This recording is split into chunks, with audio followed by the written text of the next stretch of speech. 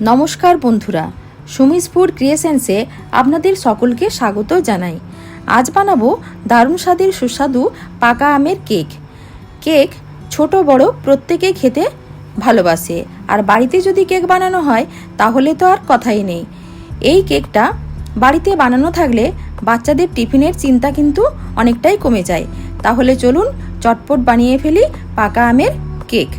এই কেক বানানোর জন্য আমি 1.5 বাটি সুজি একটা মিক্সি জারে নিয়ে নিচ্ছি। তারপর সুজিটা একটু গুঁড়ো করে নেব।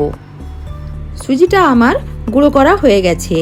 এখন এই সুজিটা একটা বড় পাত্রের মধ্যে নিয়ে নিচ্ছি। সুজিটা খুব বেশি গুঁড়ো হবে না, তবুও যতটা গুঁড়ো করা যায় ঠিক ততটাই গুঁড়ো করে নিলাম। এবার এরকম একটা পাকা আম নিয়েছি। এবার এই আমটা শাঁস বের করে নেব। তারপর একটা মিক্সি জারে নিয়ে নিচ্ছি। একই সাথে নিয়ে নিচ্ছি 1 বাটি চিনি, 3 চামচ মতো গুঁড়ো দুধ। এবার সমস্ত কিছু একসাথে পেস্ট করে নেব। পেস্ট করে নেওয়ার পর একই সাথে দিয়ে দিচ্ছি 1 বাটি লিকুইড দুধ আর 1/2 কাপ রিফাইন্ড অয়েল। এবার সমস্ত কিছু আরও একবার ব্লেন্ড করে নেব। ব্লেন্ড করা হয়ে গেছে মিশ্রণটা। এবার এই মিশ্রণটা সুজির মধ্যে ঢেলে দিলাম। এবার সমস্ত কিছু একসাথে খুব ভালোভাবে মিশিয়ে নিতে হবে। মিশ্রণটা যত বেশি ফেটানো হবে কেকটা তত বেশি ভালো হবে। মিশ্রণটা আমার তৈরি করা হয়ে গেছে। এখন ঢাকা দিয়ে 15 মিনিট রেস্টে রেখে দেব।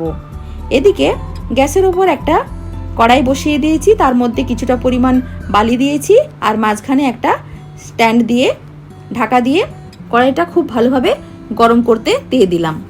এদিকে যে পাত্রের মধ্যে আমি কেকটা বানাবো সেই পাত্রের মধ্যে একটু রিফাইন্ড অয়েল দিয়ে ব্রাশ করে নেব। চারিপাশ খুব ভালোভাবে ব্রাশ করে নিতে হবে। এরপর এর মধ্যে কিছুটা পরিমাণ ময়দা ছড়িয়ে দিচ্ছি। খুব ভালোভাবে ময়দাটা পাত্রের মধ্যে কোট করে নেব। পাত্রটা আমার ময়দা দিয়ে কোট করা হয়ে গেছে। এদিকে 15 মিনিট হয়ে গেছে। সুজি আর আমের মিশ্রণটা অনেকটা ঘন হয়ে গেছে। এই মিশ্রণটা আরও একটু পাতলা করে নিতে হবে। তার জন্য আমি এর মধ্যে মিশিয়ে দিলাম 1 বাটি লিকুইড দুধ। তারপর খুব ভালোভাবে মিশ্রণটা ফেটিয়ে নেব। দেখুন এরকম একটা মিশ্রণ তৈরি হয়েছে। এরপর এই মিশ্রণের মধ্যে দিয়ে দিচ্ছি 1 চিমটি মতো লবণ আর দিচ্ছি 1 চামচ বেকিং পাউডার আর 1/2 চামচ বেকিং সোডা। এবার সমস্ত কিছু একসাথে খুব ভালোভাবে মিশিয়ে নেব। বেকিং সোডা আর বেকিং পাউডার কেকটা ঠিক বেক করতে দেওয়ার আগে দিতে হবে।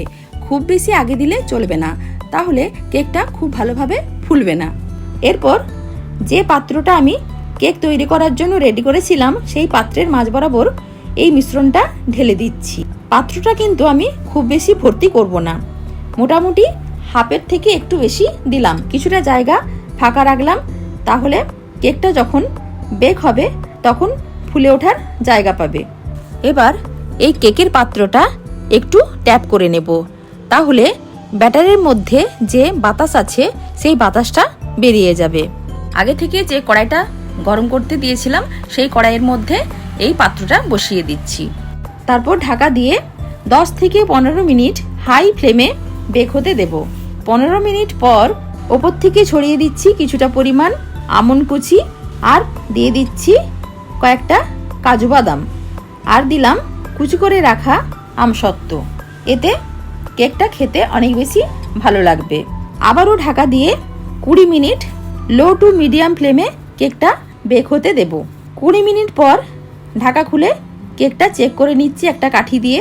কাঠির মধ্যে কেকের ব্যাটার একটুও লাগেনি, তার মানে কেকটা সম্পূর্ণভাবে বেক হয়ে গেছে। এবার কেকটা নামিয়ে নিয়ে ঠান্ডা করে নেব। কেকটা এখন ঠান্ডা করা হয়ে গেছে।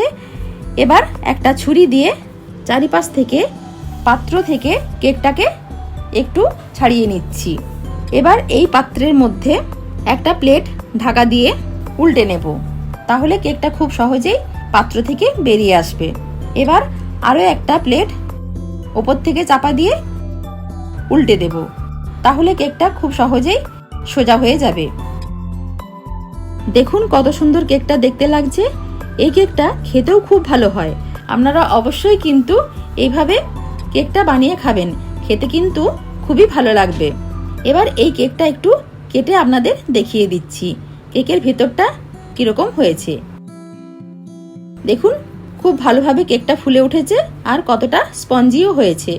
তাহলে আজ আসি, আবার আসবো অন্যদিন অন্য কোনো রেসিপি নিয়ে। ধন্যবাদ।